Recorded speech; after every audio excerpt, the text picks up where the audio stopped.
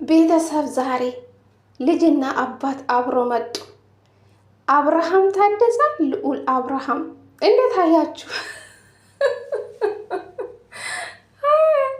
ወይ በላቸው አንተ ብሎ አባት ጭራሽ ምን እንዳለ ሰማችሁ አይደል? እንደ ቤተሰብ አስመሳይ ፒፕል ነው ያለው አላለም። እኔ ነኝ አስመሳይ ብትል እኮ አብርሽ ያምርብሃል። ልዑል የኔ ምስኪን ምን ያውቃል? እስኪ ጉድክ ፈላ። ይሄ ቪዲዮ ለታሪክ ይቀመጣል። ሰላም ሰላም፣ ጤና ይስጥልኝ ውድና እየተከበራችሁ ቤተሰብ እንዴት ናችሁልኝ? አላችሁልኝ? እኔ ደህና ነኝ ፈጣሪ ይመስገን ብያለሁ።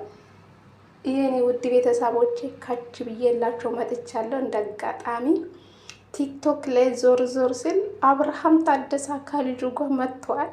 ይኸው አብርሽ እኮ ልጁ ወዶ ፈቅዶ አይደለም ቤተሰብ ለሸቀላ ማለት ነው።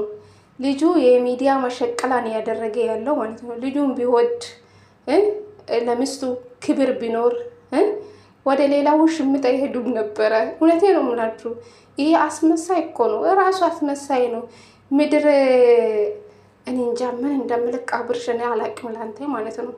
የምልክ ንግግር ጠፍቶብኛል። እውነቴ ነው የምላችሁ። በጣም እኮ ነው የሚያስጠላው ስራው፣ ድርጊቱ በቃ እንዴ አንተ በሰራ ስራ እኮ ነው ሰው ጥብ የሚያደርግክ ታውቃለህ አይደል?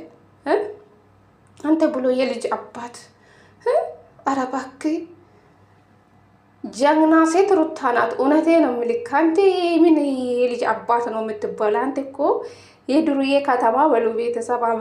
አብርሽ ማለት የዱርዬ ከተማ ነው። ገባችሁ አይደለ? በየአመቱ ሴቶቹ የሚቀያየር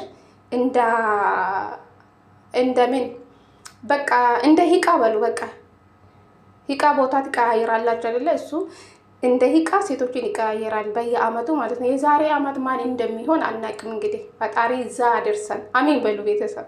ስለዚህ አብርሽ ነው የልጅ አባት የሚባለው። ልዑልዬ ነው አባት የኔ ፍቅር፣ ፈጣሪ ያሳድግክ። ቁልጭ ቁልጭ ቁልጭ ነው የምለው በካሜራ በምስኪን ሳዛዝን። ምን አለ ይሄ ልጅ በሰላም በፍቅር አብሮ ብታሳድጉ።